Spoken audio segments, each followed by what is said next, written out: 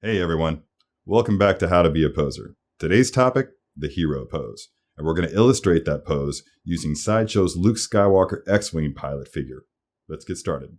Okay, so here's our hero, Luke, right out of the box, exactly as he's going to come to you. Now, for this particular pose that I have in mind, this particular hero pose, I think that we're going to have him holding his helmet, which means that we're going to have to get it off this head. That's a really complex thing to do, so we're going to show you how to do that really quick. The head assembly comes in three separate pieces, two sides and this top part right here. So what you're going to want to do first is just from the top front here, pull this guy off, being very careful. These things are very small, very fragile, so be very careful not to break any of that.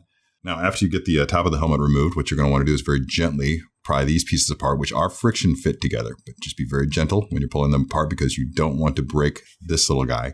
He's very thin, very fragile. He's flexible to an extent, but I wouldn't want to push it. Next step is the removal of the hair piece. Be very gentle when pulling him off because you run the risk of marking up his forehead. Not that it's going to matter because his other full hair piece will also rest all the way over his forehead. But personally, I'm pretty picky about my figures and I don't want them to be marked up. It's a tight fit. Be fearless and just push it down on there. This figure has some kind of a puffy sleeve thing going on here right out of the box. I think what you're going to want to do is just take some time, futz with this costume, because Luke is a skinny guy. He doesn't have broad shoulders. He's a kid. He's 19 years old.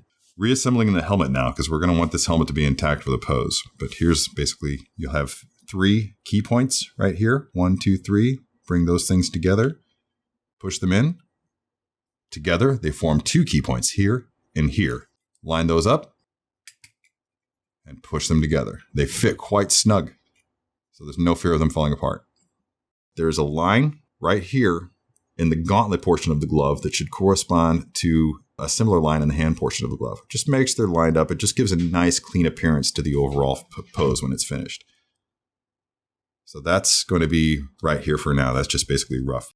Pay attention to these feet here. See how they just form kind of a triangle. The line from the foot back to here and back to here, from toe to toe, just forms a neat little triangle. That's a natural standing posture. You want to try to replicate that in pretty much all of your poses as much as you can. With that in mind, we're going to turn his body just a little bit to the front, I think.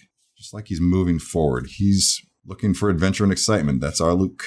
Okay, this is something I probably should have done beforehand, but I'm going to need to bend that hand in a particular way. And so I think what I'm going to do is I've taken this out right now so that I can bend the wrist peg in the proper direction and then reinsert the hand into the wrist. Now his hand's in a better position to hold that helmet once we get it in there.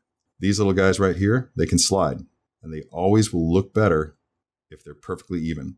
Another thing, all the reference material that I've seen of this figure shows that these straps hang down on the outside like this.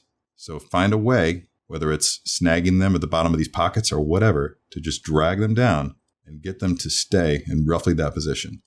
When it comes to a figure like this, you want to suggest not just the character's heroic nature overall, but you really want to signify Luke's yearning for adventure. Now I'm going to lift this up here. You can see that his 2 fingers there will kind of cradle that lower curve right there on the side of the helmet. And these 2 inner fingers here will hook underneath it as it starts to fall. Press it all the way up against his side, and the friction between the hand and the costume will hold that in place. And there it is. Red 5, totally standing by.